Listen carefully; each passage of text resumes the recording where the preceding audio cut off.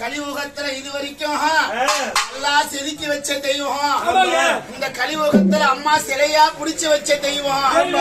இது வரைக்கும் அம்மா மாநில ஜென்மத்தை மேல வந்துதான் அம்மாவுக்கு எல்லாத்தையும் நல்ல குறி சொல்றேன். அத போல இப்ப நான் என்ன சொல்றேன் பேசக்கூடாது. நீ ஒரு செங்கலுக்கு ஒரு பொட்டு எடுத்து வச்சுட்டேன்னா அதுக்கும் காது கேட்கும். எங்க அம்மா கூப்பிடும் போது பாலகன் குரல் கேட்டு வந்திருக்கிற அம்மா நீ வாட கண்ட அம்மா